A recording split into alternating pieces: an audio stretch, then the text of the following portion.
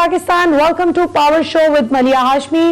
नाज़रीन, आज की ताज़ा तरीन डेवलपमेंट्स पर भी बात करेंगे, कुछ पाकिस्तान के सियासी मंजरनामे पर भी बात करेंगे। कल पाकिस्तान की सियासत के लिए इंतहाई तहलका खेज दिन था जब शहबाज शरीफ साहब का जो 25 अरब रुपए की मनी लॉन्ड्रिंग के हवाले से जिस केस की समाअत जारी है लाहौर की बैंकिंग कोर्ट में, वहां डायरेक्टर FIA जनाब डॉक्टर रिजवान साहब ने जो कुछ इंकशाफात किए वो इंतहाई होशरुबा हैं।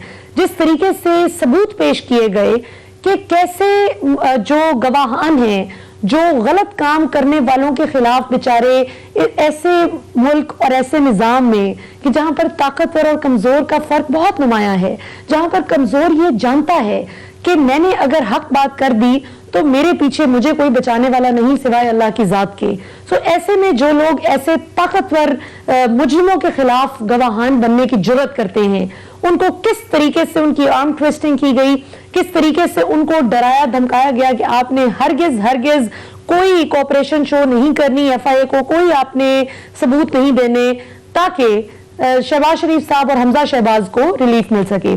सो कल की समाअत के मुताबिक अब उसके बाद से 9 अक्टूबर तक उनकी अबूरी जमानत में तो तौसीह कर ही दी गई, और साथ साथ ये कि अब अगली जो पेशी होगी वो भी अब इस वक्फे के बाद होगी। लेकिन ऐसे में क्या गवाहान पर मजीद प्रेशर डाला जाएगा, और इमरान खान को जिन लोगों ने तब्दीली की उम्मीद पर वोट दिया था वो कैसे अब ये बैठकर पुतली तमाशा देखते हैं कि चेयरमैन नैब तक की अगर तकर्री करनी हो तो इमरान खान साहब को कानूनी तौर पर बाउंड होना पड़ता है कि या तो वो शहबाज शरीफ साहब को बतौर कायदे हिज़्ब इख्तिलाफ, जाहिर है कि उनकी मुशावरत जब तक शामिल नहीं होगी, उनकी दोनों की म्यूचुअल कॉन्सेंट जब तक नहीं होगी, तब तक वो नए चेयरमैन नैब को मुंतखब नहीं, उनकी तकर्री नहीं कर सकते। और अगर ये मौजूदा चेयरमैन नैब जस्टिस रिटायर्ड जावेद इकबाल साहब की ही मुद्दत मुलाजमत में तौसीह कर दी जाती है तो उसके लिए अगर ऑर्डिनेंस लाया जाता है तो इस पर भी जाहिर है कि अपोजिशन कहेगी कि हमारी राय को शामिल नहीं किया गया। तो एक ऐसी जमहूरियत है जिसमें हमारी राय का एहतराम नहीं किया गया। एक ऐसी बात है कि वो शहबाज शरीफ साहब कि इमरान खान साहब सच कहते हैं कि उन पर इस वक्त खुद नैब केसेस मौजूद हैं, और दुनिया की किसी जमहूरियत में ये नहीं होता। ये लोग जमहूरियत की बात करते हैं, किसी जमहूरियत में नहीं होता कि जो शख्स खुद नैब के केसेस में पेश हो रहा हो बतौर मुजरिम, बतौर मुल्जिम, और उसके बाद कई जगहों पर मुजरिम के तौर पर भी देखे जा रहे हों, वो फैसला करें कि उस इदारे का सरबराह कौन होना चाहिए। और इसमें चाहे इमरान खान हो, नवाज शरीफ हो, जरदारी हो या शहबाज शरीफ हो, कानून तो बहरहाल सबके लिए इक्वल होना चाहिए। हमारे साथ मौजूद हैं जनाब अतहर काज़मी साहब, इंग्लैंड से हमें ज्वाइन कर रहे हैं, पाकिस्तान के माहिर सहाफ़ी और तज्ज़िया निगार हैं, और उनके साथ हमें ज्वाइन कर रहे हैं ब्रिगेडियर रिटायर्ड फारूक हमीद साहब, किसी तारुफ के मोहताज नहीं, डिफेंस एनालिस्ट भी हैं, पॉलिटिकल एनालिस्ट भी हैं, और ये दोनों मेरे मेहमान जो हैं ये दोनों इन इश्यूज पर, चाहे डिफेंस से रिलेटेड इश्यूज हों या सियासी मामलात हों, बहुत जबरदस्त तज्जिया पेश करते हैं। सो अतहर काज़मी साहब, आपसे गुफ्तगू का आगाज करती हूँ क्योंकि आप इंग्लैंड में बैठे हैं, तो जरा हमें थोड़ी सी कंपैरेटिव एनालिसिस करके अगर आप बता सकें कि पाकिस्तान के और बरतानिया के निजाम में आपको क्या फर्क महसूस होता है, क्या वहां पर भी इसी किस्म की इम्प्यूनिटी मिलती है जिन लोगों पर करप्शन केसेस इस तरह से बने हो उनको? देखिए, दुनिया भर में आपको पता है कि करप्शन एक ऐसी चीज है जो महज़ब मुआशरों में इसको बड़े बुरे तरीके से देखा जाता है। लोग इसके ऊपर लुक डाउन करते हैं, और खास तौर पे जो सियासी फिगर्स होती हैं, अगर उनके ऊपर जरा सा शाइबा भी पड़ जाए कि ये शख्स करप्ट है तो उसका सियासी कैरियर खत्म हो जाता है। और यही वजह है कि दूसरे ममालिक के अंदर ये मुल्क जो मर्जी करते रहे, लेकिन अपने मुआशरों के अंदर इनको ये बात समझ आ गई है कि अगर मुआशरे के अंदर इंसाफ नहीं होगा, अगर मुआशरे के अंदर करप्शन होगी तो फिर मुआशरा तरक्की नहीं कर सकता।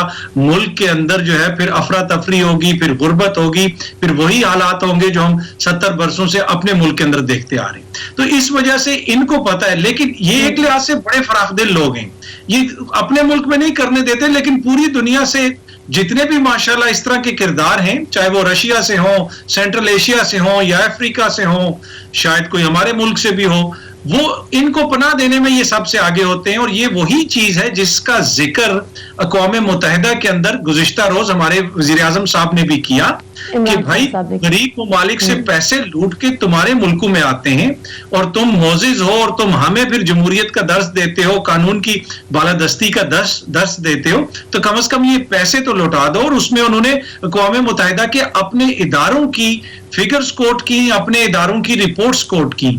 तो अब एक तरह से इन मुल्कों के ऊपर भी प्रेशर पड़ेगा इस चीज का, लेकिन अगर इस मुल्क के अंदर कोई करप्शन करे एक धेले की भी, वो पकड़ा जाएगा, कभी इम्कान है कि वो पकड़ा जाएगा। लेकिन बाहर से आप बिलियंस ऑफ पाउंड्स और डॉलर्स लेके आ जाएं तो उसके ऊपर कोई ज्यादा बाज पुरस नहीं होती यहाँ पे। बिल्कुल ठीक। और ये बड़ी आयरनी है।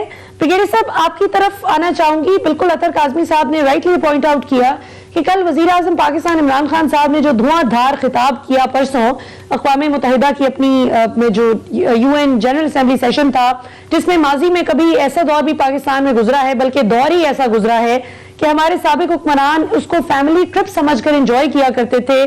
और मैं तो हैरान हूं कि कैसे अपने फैमिली मेंबर्स को वो वहां पर ले जाते थे, बजाय इसके कि पाकिस्तान के रेलेवेंट लोगों को लेकर जाते जो मजबूती से पाकिस्तान के केस को फाइट करते आलमी सतह पर। लेकिन बहरहाल अल्लाह का शुक्र है कि चले इतनी बेहतरी तो पाकिस्तान में आई कि अब हमारा जो मुल्क का सरबराह है वो पाकिस्तान का, कश्मीर का और जहां जहां पाकिस्तान की अख्तलफी हो रही है उसके खिलाफ आवाज उठाता है। आपको क्या लगता है, क्योंकि कल मैं बात कर रही थी अपने प्रोग्राम में, अली ज़ैदी साहब मौजूद थे, तो उनसे भी मैं यही सवाल पूछ रही थी कि क्या आप लोग इस काबिल अब हैं, क्या आप कॉन्फिडेंट हैं कि आप 2023 की इलेक्शन कैंपेन में जाकर एतमाद से अपने वोटर्स को ये कह सकें कि हाँ, जिस निजाम को बदलने का हम वादा करके गए थे उसको हम बदल कर आए हैं, हमें दोबारा वोट दो। तो आपको क्या लगता है अब आगे क्या होने जा रहा है? इमरान खान साहब किस हद तक कामयाब हो पाएंगे इस निजाम को दुरुस्त करने में? बिस्मिल्लाह, बहुत शुक्रिया। सवाल तो आपका बड़ा उसके वसी स्कोप है, लेकिन मैं क्विकली आपको पहले आपकी यादाश्त और आपके व्यूज की यादाश्त जो है उसको भी थोड़ा रिफ्रेश कर लूँ कि माजी में हमने ये देखा है, खासकर नवाज शरीफ साहब के दौर में, कि उनका हर फॉरेन ट्रिप जो था, क्योंकि वो उन्होंने अपने आप को फॉरेन मिनिस्टर भी बनाया हुआ था और शायद ये भी उनके ज़हन में बात थी, फॉरेन मिनिस्टर वाला काम तो उन्होंने एक मिनट के लिए नहीं किया। उनका सारा जो महवर होता था, सारा उनका जो प्लान होता था कि कैसे अगर उन्होंने अमेरिका जाना है तो जाते हुए 3 दिन उन्होंने लंदन में क़याम करना है और वापसी पर उन्होंने फिर 3 दिन लंदन में क़याम करना है, तो उनको फ्री ट्रिप मिल जाता था टुवर्ड लंदन। और आपको पता है इसमें बड़े फिगर आए कि 50-55 मरतबा उन्होंने इस तरह की फॉरेन ट्रिप्स की अपने 4 साल में। और ये इंटरनेशनल कॉन्फ्रेंसेस को, यूनाइटेड नेशन के जो ऐसे अपना जनरल असेंबली के खिताब करना, ही used to use these trips only for one main reason कि लंदन तक उनको एक्सेस जो है वो मिल जाए, और ताकि अगर खुद जाएंगे सिर्फ लंदन के लिए तो फिर तो हंगामा होगा। और दूसरी बात ये कि बिल्कुल हमने देखा उनके फैमिली मेंबर जो है वो डरते थे जैसा कि ये कोई फैमिली पिकनिक में गया है, ये फैमिली को आउटिंग हो रही है, ये काम धेले का नहीं वहां पे। मैं कहना ये चाह रहा हूँ कि देखें इमरान खान साहब ने अब उन्होंने अपने आप का अपना उनका जो अपना एक इंटरनेशनल स्टैंडिंग उन्होंने मनवा ली है, उन्होंने अपनी क्रेडिबिलिटी एट इंटरनेशनल लेवल मनवा ली है, चाहे जो लोग जो मर्जी कहें, दिस इज द फैक्ट। और इंटरनेशनल ऑडियंस अब उनको देखती है, सुनना चाहती है, चाहे वो इंटरनेशनल इदारे हो, इंटरनेशनल मीडिया हो, यूनाइटेड नेशन जनरल असेंबली। बेशक इस दफा उन्होंने वर्चुअल खिताब किया, फिजिकली गए नहीं वहां पे, लेकिन जिस तरह भी अतर काज़मी साहब ने कहा कि उन्होंने एक्चुअली वेस्ट को आईना दिखाया है। उनको शर्म तो लगे कि शर्म करो तुम लोग कि तुम ये जो डेवलपिंग गरीब मुल्क है, यहाँ से चोरी का पैसा लूट के जाता है, you are the safe haven, तुम उस पैसे को प्रोटेक्ट करते हो, उन लोगों को प्रोटेक्ट करते हो वहां पे। और जारी बात अतर काज़मी साहब आगे अभी लंदन में बैठे हैं, तो इनको तो सबको यह है कि कैसे यूके गवर्नमेंट जो है वो जनाब वो पूरा निजाम जो उनकी एस्टैब्लिशमेंट वो कैसे नवाज शरीफ को प्रोटेक्शन देके बैठी है। तो एक तो ये ठीक है ब्रिगेडियर साहब, आपके इसी जवाब को कंटिन्यू करेंगे। यहाँ पर वक्त हुआ एक शॉर्ट कमर्शियल ब्रेक का, ब्रेक के बाद नाज़रीन वापस आते हैं तो ब्रिगेडियर साहब के इसी जवाब से कंटिन्यू करेंगे। आप वेलकम बैक नाज़रीन, हम बात कर रहे थे ब्रिगेडियर फारूक हमीद साहब और अतर काज़मी साहब से पाकिस्तान की मौजूदा सियासी सूरत हाल पर, और बात ये हो रही थी कि कैसे अब इमरान खान हुकूमत अपना लोहा मनवा सकेगी, जबकि उनके नाक़दीन हर छोटी छोटी बात पर तो तनकीद करते ही हैं, لیکن کچھ تنقید بہت جائز بھی ہوتی ہے. مثلا جب مہنگائی پر تنقید کی جاتی ہے تو بالکل جائز بات ہے. جب یہ سوال کیا جاتا ہے کہ ٹھیک ہے آپ نے UNGA میں تقریر تو بہت اچھی کر لی, لیکن پریکٹیکلی فارن آفس کس طرح سے پلان کر رہا ہے کشمیر کے ایشو کو ایڈریس کرنے کے لیے, تو اس پر پاکستان تحریک انصاف کی حکومت کے ترجمانوں کا بھی بڑا زبردست رسپانس ہوتا ہے کہ جی آپ لوگ تو مت ہی سوال پوچھئے کہ آپ کے دور میں تو 4 سال فارن آفس بالکل خالی پڑا رہا, اور مودی صاحب, اور جن کو مودی صاحب نواز شریف صاحب کہتے ہیں تو اس لیے میں کہہ رہی ہوں ورنہ وہ شخص بالکل صاحب کہلانے کے لائق نہیں, وہ مودی اور وہ بھارت جو کہ مظالم ڈھا ڈھا کر تھکتا نہیں, کشمیری بیچاری معصوم جانیں جس طرح سے لیں, میتوں تک کا احترام نہیں کرتے. سو ان پر بات کرنا حرام تھا پچھلی حکومت کے لیے, لیکن یہ سوال اس حکومت سے بھی جائز ہے. بریگیڈیئر فاروق حمید صاحب, آپ اپنے جواب کو بھی کنٹینیو کریں جو آپ بریک سے پہلے دے رہے تھے, اور تھوڑا سا اس پر بھی روشنی ڈالیے کہ اپوزیشن پوزیشن پہ ٹھیک سوال کرتی ہے کہ آپ تقریریں تو اچھی کرتے ہیں, لیکن پریکٹیکلی آپ کیا کرنے جا رہے ہیں کشمیر کی جو کاز ہے اس کو آگے فردر لے کر چلنے کے لیے. دیکھیں کچھ چیزیں جو کہ پرائم منسٹر عمران خان کے ڈائریکٹلی کنٹرول میں ہیں, تو وہ تو لوگ ہم سب ایکسپیکٹ کر رہے ہیں کہ اگلے 2 سالوں میں وہ ان پہ بڑی گہری توجہ دیں گے, اور اس میں ایک بڑی پازیٹیو پیش رفت آئے گی. جس میں آپ نے خود کہا یہ پرائسز کا معاملہ ہے, انفلیشن کا معاملہ ہے, ڈالر 171 پہ چلا گیا, لوگ باقی اس پہ اس وقت پریشان ہیں. تو یہ ایک بڑا فیکٹر ہے کہ اگر وہ پرائسز کو کنٹرول کر لے اگلے 2 سال میں اور معاملات بالکل آؤٹ آف کنٹرول نہ ہو, تو یقیناً اس کا ایک پازیٹیو ایفیکٹ جو ہے وہ آئے گا اگر 2 سال کے بعد الیکشن میں. دوسری بات یہ ہے کہ اگر عمران خان صاحب اس میں کامیاب ہو جاتے ہیں کہ الیکٹرانک ووٹنگ آ جاتی ہے اور الیکشن کمیشن کو بھی اپنا قائل کر دیا جاتا ہے, اور وہ بھی اس پہ تیار ہو جائے کہ ہاں بالکل اب قانون بن کے اور ہم نے بالکل پازیٹیو طریقے سے اس پہ آگے چڑھنا ہے, اور الیکٹرانک ووٹنگ آتی ہے. آپ دیکھیں گے پاکستان میں ووٹنگ میں یہ جعل سازی, الیکشن میں جو جعل سازی ہوتی ہے, جو فیک چیزیں اپنا بیلٹ پیپرز ہیں, اور جس پر بیلٹ پیپر غائب ہو جاتے ہیں, اور یہ تمام جو میل پریکٹسز, کرپشن جو ہوتی ہے, الیکشن مافیا جو جس کو عادت پڑ گئی ان چیزوں کی, خاص کر میں کہوں گا people party in Sindh and PMLN and Punjab overall, تو آپ دیکھیں گے اس کا ایک بڑا ایک پازیٹیو افیکٹ آئے گا اگلے الیکشن میں. تیسری امپورٹنٹ چیز یہ ہے احساس پروگرام. میں سمجھتا ہوں Sania Nishtar is doing a great job, لیکن اب اس کو اور ایگریسو اس کو چلانا ہے احساس پروگرام کو. خاص کر یہ کہہ رہے تھے کہ پنجاب میں ہم ہر فیملی کو, ہر شخص کو جو ہے وہ صحت کارڈ کی فیسلٹی دیں گے جس طرح KP میں دیا ہے, تو وہ بھی یہاں پہ لے کے آئے. پھر ان کے جو میگا پروجیکٹس چل رہے ہیں پنجاب میں 9-10 ہاسپٹل بڑے ہیں پورے پنجاب میں بن رہے ہیں, اپنا خاص کر ساؤتھ پنجاب میں. پھر کراچی کا آپ دیکھیں, ہم کراچی سیکٹر لے ہوئے 2 سال میں آئی ایم شیور آپریشن ہو جائے گا, گرین لائن جو ہے اور کنسولیڈیٹ کر جائے گی. سندھ انٹیریئر میں یہ تھوڑی محنت کریں تاکہ وہاں پہ پیپل پارٹی کو جو ہے ٹف ٹائم دیا جائے. تو ان کے میگا پروجیکٹ CPEC پہ جو اور تیزی آئے گی, گوادر کا آپریشن ہونا, یہ تمام چیزیں, افغانستان کی ریجنل سیکیورٹی, یہ تمام چیزیں. دیکھیں کشمیر کا جو معاملہ ہے وہ ڈائریکٹلی عمران خان کے ہاتھ میں نہیں ہے. وہ صرف آواز اٹھا سکتے ہیں, ہم صرف شور ڈال سکتے ہیں, ہنگامہ کر سکتے ہیں ایٹ دی انٹرنیشنل لیول, ان کی شرم دلا سکتے ہیں, ان کے ضمیر کو جگانے کی کوشش پوری کر سکتے ہیں کہ جناب انڈیا پہ دیکھیں وہاں پہ کیا مظالم ہو رہے ہیں, جو مسلمانوں پہ مظالم ہو رہے ہیں انڈیا میں, لنچنگ اور یہ تمام چیزیں. لیکن ویسٹ جو ہے وہ آپ کو پتا ہے مودی کے خلاف کوئی ایکشن کرنے کو تیار نہیں ہے, کوئی سینکشن نہیں لگ رہی, کچھ نہیں ہو رہا. تو میرا لیکن ہمیں کوشش جو ہے وہ کرتے رہنی چاہیے بالکل ایمانداری کے ساتھ, اور مخلصانہ کوشش ہونی چاہیے. ڈوزیر بنتے رہیں گے, آئندہ بھی ڈوزیر آئیں گے, لیکن اس میں کوئی مومنٹم میں کمی جو ہے نہیں آنی چاہیے. اور لاسٹ چیز جو میں کہوں, احتساب کا معاملہ, چیئرمین نیب بے شک ایکسٹینشن ہو یا کوئی نئی تقرری ہو, میں دیکھ رہا ہوں کہ معاملہ جو ہے اس میں اب تیزی آ رہی ہے, آنی شروع ہو گئی ہے. دیٹ از وائی یہ بڑے لوگ جو ہیں یہ بڑے پریشان ہیں. ڈے ٹو ڈے پروسیڈنگز کی اب بات ہو رہی ہے. FIR دیکھیں گے, آج تو کمال کر دیا مجھے پاناما GIT کے وہ 10 والیوم یاد آ گئے. آج 5 ڈبے اسی طرح بھر کے آئے تھے شہباز شریف صاحب کے, FIR لے کے آتے بینکنگ کورٹ میں, اگر آپ نے دیکھا ہو تو شریف اور یہ معاملات میں تیزی آ رہی ہے. بالکل صحیح. اطہر کاظمی صاحب, آپ کو کیا لگتا ہے بریگیڈیئر صاحب کی بات پر میں سوچ رہی تھی کہ وشفل تھنکنگ دو, بڑی خوشی کی بات ہے کہ اگر ایسا ہو پاکستان میں اداروں کو ریفارم کرنے میں ایک کنسنسس ڈیولپ ہو جائے, لیکن کیا آپ کو لگتا ہے کہ اگلے الیکشنز کے لیے الیکٹرانک ووٹنگ مشین اور اوورسیز پاکستانیز کو ووٹنگ رائٹ دینے جیسی چیزوں پر ووٹنگ رائٹ کا جو ہے استعمال کرنے پر وہ آمادہ ہوں گے اپوزیشن جماعتیں عمران خان صاحب کے ساتھ؟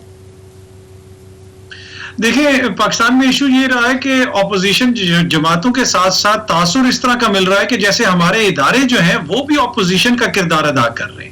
اب اپوزیشن سے زیادہ ہمیں تو اس طرح لگتا ہے کہ الیکشن کمیشن کی جانب سے مزاحمت کی جا رہی ہے کہ ووٹنگ جو کروائی جانی ہے ای وی ایم سے, الیکٹرانک ووٹنگ مشین سے, وہ نہ کروائی جائے. اس حوالے سے اس کے اوپر اعتراضات اٹھائے جا رہے ہیں. اور دوسرا پھر یہ جو مسئلہ ہے اوورسیز پاکستانیوں کا, تو وہ لوگ جو جمہوریت کی بات کرتے ہیں پر بڑے ڈیٹائی سے کھڑے ہو کے یہ کہتے ہیں کہ جی اوورسیز پاکستانیوں کو ووٹ کا رائٹ نہیں ملنا چاہیے, اس لیے کہ ان کو شک ہے شاید کہ یہ ووٹ ان کو نہیں ملیں گے, کسی دوسری جماعت کو مل جائیں گے. تو یہ ساری چیزیں, پر اس میں جو ایشو یہ ہے کہ ہمارا تو پرابلم اس حد تک ہے ملیہ کہ اگر پرائم منسٹر عمران خان صاحب بھارت کے خلاف بھی بات کریں, اب جس طرح اقوام متحدہ کی تقریر کے اندر انہوں نے تنقید کی مغرب کے اوپر, آپ نے بھی ذکر کیا اسلاموفوبیا کی انہوں نے بات کی, انہوں نے کشمیر کی صورتحال کے حوالے سے بات کی, انہوں نے بھارت کے اندر انتہا پسندی کی بات کی. تو جب سے انہوں نے یہ تقریر کی ہے تو اس وقت سے ہمارے اپنے ہی کچھ صحافی دوست بضد ہیں کہ انہوں نے جھوٹا ثابت کرنا ہے عمران خان کو. تو یہی حالت یہ ہے کہ وہ کوئی بھی چیز لے کے سامنے لے کے آتے ہیں تو وہ یہی کرتے ہیں کہ ان کو غلط ثابت شروع ہو جاتے ہیں. بالکل ٹھیک. اطہر کاظمی صاحب, آپ نے بہت ہی امپورٹنٹ پوائنٹ ریز کیا ہے کہ بڑی بدقسمتی کی بات ہے کہ پاکستان کے ہی کچھ صحافی اٹھ کر بالکل وہی پروپیگنڈا پیڈل کرنا شروع کر دیتے ہیں جو کہ بھارت یا پاکستان مخالف عناصر جو پیڈل کرنے کی کوشش میں ہوتے ہیں. ہمارے ساتھ ناظرین اس وقت موجود ہیں فاروق حبیب صاحب جو کہ اسٹیٹ منسٹر ہیں انفارمیشن اور براڈ کاسٹنگ کے. فاروق صاحب, ہمیں جوائن کرنے کے لیے بہت بہت شکریہ. آپ نے اطہر کاظمی صاحب کی گفتگو تو سنی لی. اب پریسائزلی میرا پہلا سوال آپ سے یہی ہے کہ ہم تو بہت پر امید تھے کہ سمیت میرے پاکستان کے تمام صحافیوں کو, تمام جو ادارے ہیں, بھلے وہ پرنٹ میڈیا میں ہوں, الیکٹرانک میڈیا ہو یا ڈیجیٹل میڈیا پلیٹ فارمز ہوں, ان سب کو اچھے طریقے سے پی ایم ڈی اے کی چھتری تلے آپ لوگ ریگولیٹ کریں گے. لیکن اب لگتا ایسا ہے کہ جیسے آپ لوگوں نے شاید تھوڑی ہار مان لی ہے, بیک فٹ پہ چلے گئے ہیں. کیا کہیں گے؟ جذبہ بھی جوان ہے آپ لوگوں کا میڈیا ریگولیشن کے حوالے سے؟ دیکھیں, ہم بات کر رہے تھے کنورژن آف لاز کی, جو ہمارے ڈفرینٹ ریگولیٹری لاز ہیں, اور دوسری جانب سے یہ تجویز آ رہی ہے کہ آپ جو موجودہ لاز ہیں ان کو آپ مضبوط کر لیں, ان کے اندر آپ امپروومنٹ لیں. اس حوالے سے ہم نے ایک کمیٹی قائم کر دی ہے جس میں جو ہمارا بنیادی موقف ہے وہ چاہے فیک نیوز ہو, چاہے وہ میڈیا ورکرز کی تنخواہوں کا, ان کی کانٹریکٹ انفورسمنٹ کا معاملہ ہو, چاہے جو موجودہ چاہے وہ جو لاز ہیں یا جو ریگولیٹری فریم ورکس ہیں ان کے اندر جو امپروومنٹس کی ضرورت ہے, جو وقت کی ضرورت ہے, اس کے اوپر تو آج بھی ہم قائم ہیں. اور اس کے اوپر جو میڈیا باڈیز ہیں ان کے ساتھ بھی ہمارا اتفاق ہوا ہے. تو لہٰذا ہم چاہتے ہیں, پہلے بھی ہمیں اس کے اوپر کوئی جلدی اس وجہ سے نہیں تھی کہ ہم اس کو in good faith, in good intention کر رہے ہیں کہ جو فیک نیوز ہے اس فیک نیوز کا راستہ روکا جائے. آپ نے دیکھا ابھی حالیہ دنوں میں نیوزی لینڈ کے دورہ کے موقع کے اوپر احسان اللہ احسان کی فیک پوسٹ آ جاتی ہے, وہاں پر سنڈے گارڈین میں رپورٹ چھپ جاتی ہے, ای میل فیک آئی ڈی سے شروع ہو جاتی ہیں. ان فورم سے جس طرح ای یو ڈس انفارمیشن لیب میں 750 ویب سائٹ پہ جعلی خبریں ڈالی جاتی تھی, پھر لوگوں کے فیک اکاؤنٹ سے اس خبروں کو وائرل کیا جاتا تھا. بہت سارے لوگ ایسے ہیں جو اپنے ہی اکاؤنٹ سے خبر کی تصدیق کیے بغیر اس پروپیگنڈا کا حصہ بن جاتے ہیں, جانے ہوئے نہ جانے ہوئے بھی. تو لہٰذا ہم چاہتے ہیں کہ اس کا راستہ جو ہے وہ رکے. جو میڈیا کے لوگ ہیں وہ اپنے ان ہاؤس اپنا جو ایڈیٹوریل بورڈز ہیں ان کے اندر جو ہے وہ میکانزم ڈیولپ کریں جس سے بغیر تصدیق کے کوئی خبر جو ہے وہ شائع نہ ہو. ہم فریڈم آف ایکسپریشن کے خلاف نہیں ہیں, بلکہ ہم کہتے ہیں فریڈم آف ایکسپریشن ہو, آئین کا آرٹیکل 19 کے تحت ہو. اس کے علاوہ ہم چاہتے ہیں کہ سسٹم کو مضبوط کریں. آپ دیکھیں کہ سوشل میڈیا, ڈیجیٹل میڈیا مرج ہو گیا. 25 ارب روپے کی اس سال جو ہے وہ ایڈورٹیزمنٹ ہماری ڈیجیٹل میڈیا کے اوپر گئی ہے, لیکن وہ کسی نہ ٹیکس نیٹ کے اندر ہے نہ فریم ورک کے اندر ہے. اس کے اوپر بھی کام کرنے کی ضرورت ہے. پیمرا کو مزید اسٹرینتھن کرنے کی ضرورت ہے. 500 اسٹے آرڈرز پیمرا کے فیصلوں کے خلاف جو ہے وہ لیے ہوئے ہیں مختلف چینلز نے, مختلف ایشوز کو بنیاد بنا کر. تو یہ وہ تمام چیزیں ہیں, لیکن ہم اپنی جو بنیادی جو ہمارے آبجیکٹیوز ہیں، فیک نیوز ہو، میڈیا ورکر کے رائٹس کی بات ہو، چاہے وہ لاز کو مزید بہتر بنا کے مزید اسٹرینتھن کرنے کے معاملات پر ہو، اس کے اوپر ہم آج بھی قائم ہیں اور اس کے اوپر ہم یقیناً عمل کریں. بالکل ٹھیک. اور آخری سوال فاروق حبیب صاحب میں آپ سے یہ کرنا چاہوں گی کہ ابھی چیئرمین نیب کی جو کہا جا رہا ہے کہ موجودہ چیئرمین نیب کی مدت ملازمت میں شاید توسیع کر دی جائے یا پھر کوئی نئے چیئرمین نیب کی تقرری کی جائے، اور اس کے لیے ظاہر ہے کہ قائد حزب اختلاف جناب شہباز شریف صاحب کی بھی آمادگی اس میں جو ہے ان کی رضامندی بھی شامل ہونی ضروری ہے. اب اس پہ آپ کے بلکہ ہم سب کے وزیر اعظم صاحب اور آپ کی جماعت کا جو خاص موقف ہے وہ یہ ہے کہ جی ہم ایسے شخص سے کیوں کر مشاورت کریں، بھلے وہ قائد حزب اختلاف ہی کیوں نہ ہو، کہ جس پر خود نیب کیسز ہیں. اصولی طور پر تو درست ہے، لیکن قانونی طور پر آپ لوگ کیسے اس کو کریں گے؟ کیا آپ کی حکومت پہ دیکھیں، یہ تو ہماری دیکھیں بات یہ ہے کہ کبھی کسی چور سے بھی پوچھا ہے کہ آپ کا تفتیشی کون ہوگا، یا آپ کس عدالت میں جا کے کس جج سے جا کے اپنا فیصلہ کروانا چاہتے ہیں. اب مسئلہ یہ کسی اور کو کوئی مسئلہ نہیں ہے چیئرمین نیب کی مدت میں ری اپوائنٹمنٹ میں توسیع کے حوالے سے، جس کے اوپر ابھی فیصلہ ہونا باقی ہے. لیکن ساری کی ساری تکلیف جو ہے وہ ان چوروں، لٹیروں، ڈاکوؤں کو ہے جو ملک سے سارا پیسہ لوٹ کے باہر لے گئے، جنہوں نے جعلی اکاؤنٹس متعارف کروائے، جنہوں نے ٹیٹیاں متعارف کروائیں، جنہوں نے کیلبری فون متعارف کروائے، جنہوں نے قطری خط متعارف کروائے، جنہوں نے بریف کیس چلائے، جنہوں نے جو راستے میں ان کے آیا ان کو راستے سے ہٹانے کے لیے بندوقوں کا، گولیوں کا، بریف کیسوں کا سارا یہ استعمال کرتے رہے. اس ملک کے اندر کرپشن کو پروان چڑھانے والے یہ لوگ ہیں جو آج اس کے اوپر تنقید کر رہے ہیں. اب شہباز شریف سے تو مشاورت نہیں ہو سکتی. وہ اب اگر اپوزیشن لیڈر ہیں جو ابھی ان کا ایک بھائی کنوکٹ ہوا ہے، ان کو نیب عدالت نے سزا دی، اسلام آباد ہائی کورٹ نے وہ سزائیں بحال کی، سپریم کورٹ میں اپیل پہ نہیں گئے، ایک طرف ان کے بھائی کی جائیدادیں نیلام ہو کے پاکستان میں جرمانہ 8 ملین پاؤنڈ کا ریکور کیا جا رہا ہے. اسی طریقے سے جو ہے وہ باقی سارا خاندان مفرور ہے. شہباز شریف ایف آئی اے کے ساتھ 25 ارب کے کیس کے اوپر تعاون کرنے کو تیار نہیں ہے. جو نیب جو کیس چلا رہا ہے اس کی جرا کے اوپر جو ہے وہ بیجا التوائے لے رہے ہیں. اپنی دائر کی گئی جو اپیلیں ہیں سزاؤں کے خلاف، اس کے اوپر مریم صفدر 3 سال سے فیصلہ کروانے کو تیار نہیں ہے، اس کے اوپر التوائے لے رہے ہیں. تو پھر وہ لوگ جو نیب پر حملہ کرنے والے، جو ڈے 1 سے نیب کے اکاؤنٹیبلٹی کے پروسیس کو برا بھلا کہنے والے، جو فیٹس کے موقع کے اوپر 34 سکے لے کر آ گئے تھے کہ نیب کے ادارے کو بند کر دیں، تو اب ہم ان کی بات سنیں؟ یہ تو نہیں ہو سکتا. تو اپوزیشن تو پھر یہی ہے فاروق صاحب، اپوزیشن تو اس کے علاوہ آپ کے پاس اور کوئی نہیں ہے. دیکھیں اب اپوزیشن یہاں اقتدار میں رہنے والی 2 پارٹیاں تھی، پرانی پیپلز پارٹی، نون لیگ، اور آپ دیکھیں کہ انہی کے اوپر کیسز ہیں. انہوں نے لوٹ مار کی ہے، انہوں نے مکمکا کیا ہوا تھا. اب براڈ شیٹ بھی آپ دیکھ لیں کہ یہ تو این آر او لے کے چلے گئے، اپنے لحاظ سے انہوں نے اپنے کیسز ختم کروا لیے. لیکن وہ جو براڈ شیٹ جو نیب نے اس وقت کی نیب نے ہائر کی تھی ان کے ساتھ ڈھونڈنے کے لیے، اس کو $28 ملین الٹے پاکستان کی عوام کو دینے پڑ رہے ہیں. تو یہ تو ہر محاذ میں پاکستانی قوم کے جو ہیں وہ قومی مجرم ہیں. ان کے ساتھ تو کسی قسم کی کوئی رعایت ہی نہیں ہونی چاہیے. اور رعایت سے بس آخری بات یہ الیکشن کمیشن کا جاتے جاتے کوئکلی اگر آپ ہمیں بتا سکیں کہ الیکشن کمیشن بظاہر آمادہ نہیں نظر آتا نہ اوورسیز پاکستانیز کو ووٹنگ رائٹ دینے پر، اور نہ ہی وہ آپ کی الیکٹرانک ووٹنگ مشین پر مطمئن ہے. وہ کہتے ہیں جی ان کے جو ہم نے بتائے ہیں نقائص یہ دور کر کے آپ آئیں پھر دیکھتے ہیں. آپ کو لگتا ہے کہ آپ کسی بھی سٹیج پر ان کو کنونس کر پائیں گے؟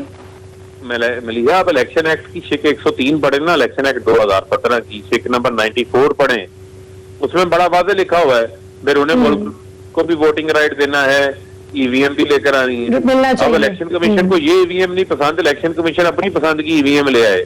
لائیں تو صحیح، ٹیکنالوجی سے پہ کیوں نہیں کام کرنا شروع کرنا چاہتے؟ ہمارا تو بنیادی سوال یہ ہے.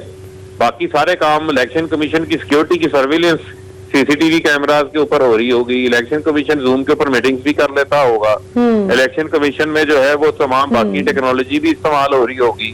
ٹھیک ہے، لیکن ٹیکنالوجی استعمال نہیں ہو سکتی، صرف الیکشن میں نہیں ہو سکتی، کیونکہ ہم پتھر کے زمانے میں رہتے ہیں. یہ ٹھپا مافیا والی کہانیاں جو ہیں وہ ہمیں پیچھے رکھنی چاہیے. اب ہمیں اگلی جانب دیکھنا چاہیے جہاں پوری دنیا ٹیکنالوجی کا استعمال کرے. بالکل ٹھیک ہو گیا فاروق حبیب صاحب, آپ ہمارے ساتھ تھے, ہمیں جوائن کرنے کے لیے بہت بہت شکریہ. ناظرین, اب یہی تو بہت بڑا چیلنج ہے نا کہ جو ماضی کی جماعتیں تھیں جن کو یہ عادت تھی کہ ہم نے بوگس ووٹرز لسٹ کی مدد سے الیکشن کو بہت حد تک مینج کر لینا ہے, وہ باقی کی دھاندلی اگلی سٹیج کی تو بہت بات کی بات ہے. جو کہتے ہیں نا کہ آر ٹی ایس کی کیا بات کیجئے, وہ میں دیکھ رہی تھی کہ ایک ٹیلی ویژن پروگرام میں عظمیٰ بخاری صاحبہ اور ساجدہ بیگم, یہ ایک پی ٹی آئی کی خاتون تھی ساجدہ بیگم, عظمیٰ بخاری صاحبہ پہلے پیپلز پارٹی میں تھی, پھر نون لیگ میں آ گئی. تو یہ ریسنٹ ایک پروگرام تھا جس میں بات ہو رہی تھی, ساجدہ بیگم بات کر رہی تھی کہ کیسے ان کے شوہر نے ان کا آئی ڈی کارڈ چھپا رکھا تھا کیونکہ وہ نون لیگ کے سپورٹر تھے. بہرحال بعد میں ان کو مل گیا آئی ڈی کارڈ, اور وہ کہتی ہیں کہ میں نے بہرحال 4:30 بجے جا کے اپنا ووٹ کاسٹ کر دیا. وہ ایک لائٹ ہارٹڈ سی گفتگو ہو رہی تھی, تو اس میں عظمیٰ بخاری صاحبہ نے طنز کیا کہ ان کو کیا معلوم تھا آپ کے میاں کو کہ آر ٹی ایس ہی بیٹھ جائے گا تو آپ نہ ووٹ ڈالنے کی زحمت کرتی ہیں, الیکشن ویسے ہی مینج ہو جانا ہے. تو ساتھ ہی پھر انہوں نے کہا کہ میں 2013 کے الیکشن کی بات کر رہی ہوں.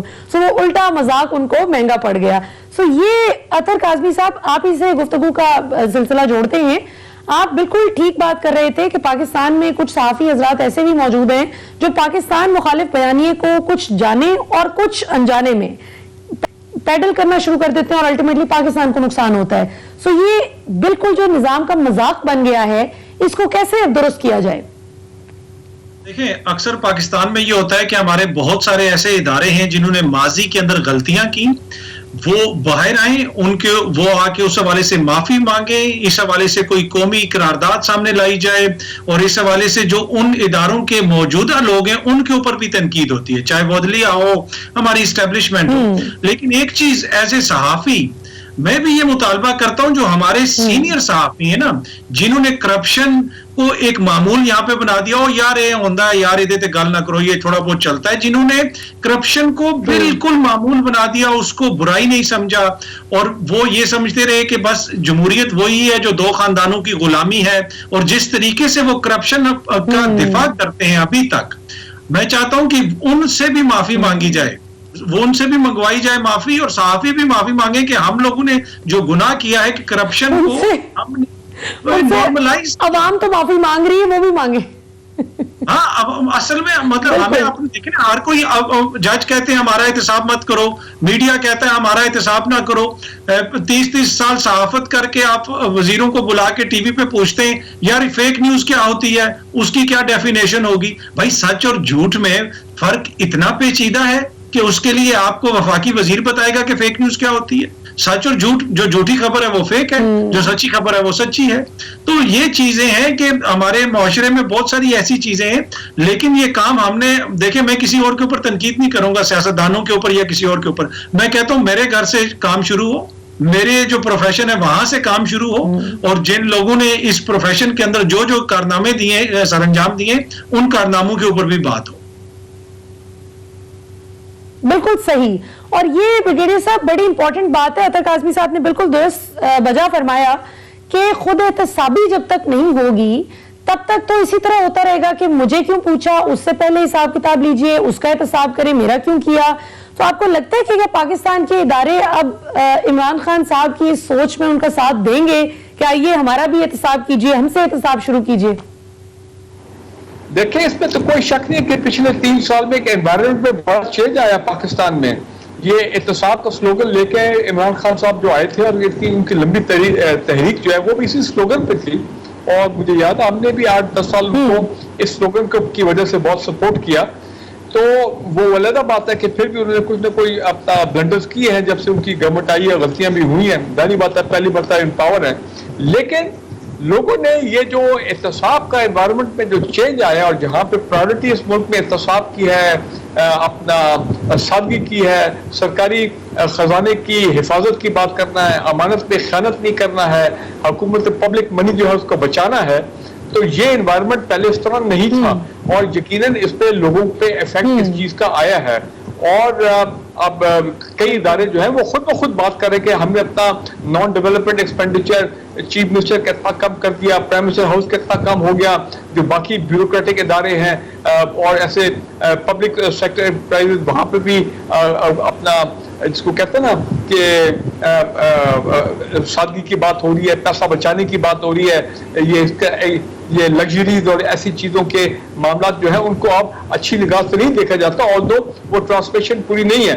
जब फरूख हबीब साहब बात कर रहे थे तो मैं एक्चुअली उनसे ये सवाल करना चाहता था, अब मैं बात कर लूं कि देखें, जब ये गवर्नमेंट नैब के कानून में तरमीम करने अब जारी है और नैब रिफॉर्म्स आने चाहिए, तो ये एक इनको क्लॉज डालना चाहिए कि पब्लिक अकाउंट्स कमेटी का हेड बहुत इंपॉर्टेंट है मेरी नजर में। पूरा पब्लिक मनी का एहतसाब होता है, अकाउंटिंग होती है वहां पे, ऑडिटर जनरल रिपोर्ट, और दूसरा चेयरमैन नैब, ठीक है ना जी।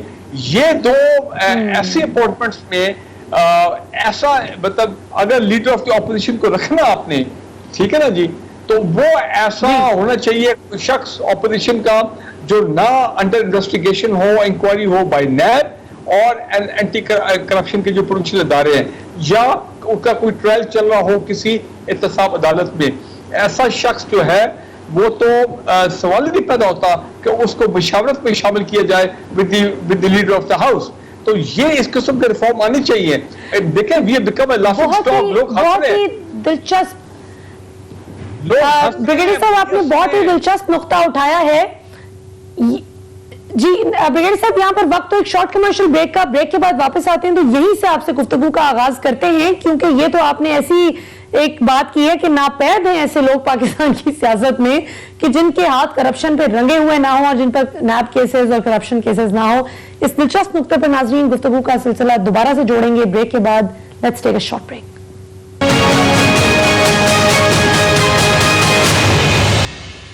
वेलकम बैक नाजरीन, ब्रिगेडियर साहब से गुफ्तगू का वहीं से सिलसिला जोड़ते हैं जहां से टूटा था ब्रेक से पहले, और साथ में एक सवाल भी मैं क्लब कर देती हूं जो दोनों मेरे पैनलिस्ट बारी बारी इसका जवाब भी दे दें कि चौधरी निसार साहब की क्या खबर है। हम सुन रहे थे कि शायद वो भी पीटीआई में शमूलियत इख्तियार करने वाले हैं, तो अगर वो कर लेते हैं तो क्या पीटीआई की सीनियर लीडरशिप उनको वो जगह दे पाएगी जो कि जाहिर है वो भी अपने ड्यू प्रोटोकॉल के साथ आना चाहेंगे।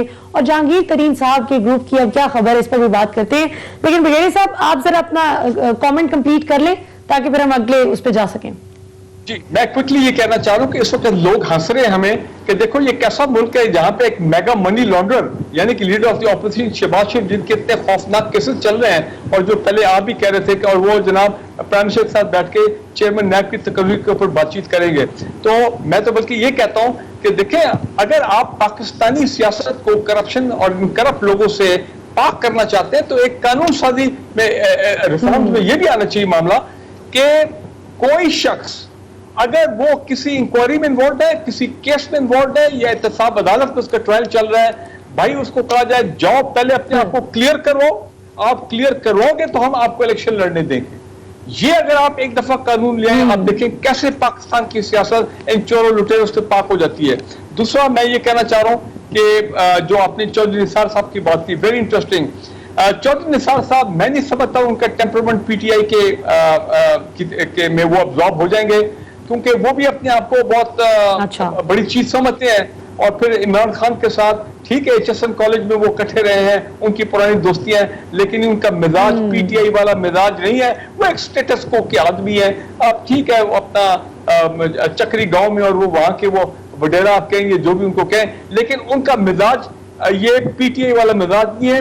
पीटीआई में जो लोग गैर नजरियाती हैं, जो नजरियाती पॉलिटिक्स में नहीं है, और पीटीआई के फाउंडर में या बाद में जब पीटीआई आ रही थी उन्होंने पीटीआई की जो खिदमत की उसमें चौधरी साहब शामिल नहीं है, तो वो तो एक किस्म का पैराशूटिस्ट किस्म के आदमी है। अपॉर्चुनिस्ट आप कहेंगे कि चलो जी अगले 3-4 साल को मुझे सीट मिल जाएगी, मैं सेनेटर बन जाऊंगा, कोई MNA बन जाऊंगा, लेकिन वो पीटीआई में नहीं, उनका मिजाज ही नहीं पीटीआई के लिए। वो इमरान खान के सोच के साथ मैं नहीं समझ तो चल सकते। जहां तक जहांगीर तरीन का आपने कहा, मेरे नजर में जहांगीर तरीन का द पार्टी इज ओवर। और जो जिस तरह उन्होंने ये अपना ग्रुप बनाया विद इन द पार्टी और फिर जिस तरह ग्रुप टूटा, मेरा नहीं ख्याल है फिर जिस तरह उन पे ये शुगर कमीशन समा, मैं नहीं समझता हूँ कि जहांगीर तरीन का अब कोई ऐसा ज्यादा फ्यूचर है पीटीआई चल सकेगा। बिल्कुल ठीक। अतर काज़मी साहब, आपको क्या लगता है? आपसे भी यही 2 सवालात करना चाहूंगी। एक तो ब्रिगेडियर साहब की जो बहुत ही नेक तमन्ना है जो हम सब पाकिस्तानियों की है कि काश पाकिस्तानी सियासत में अहल ही वो शख्स हों पार्लियामेंट में आने के लिए جن پر کوئی کرپشن کی کیسز نہ ہو, جنہوں نے کبھی چوری چکاری نہ کی ہو, پاکستان کے قومی خزانے کو لوٹا نہ ہو, کیا ایسا ممکن ہے ایسے لوگوں کو ڈھونڈنا؟ اور پھر چودھری نثار صاحب اور جہانگیر ترین صاحب کی گروپ پر بھی آپ کامنٹ کر دیجیے گا.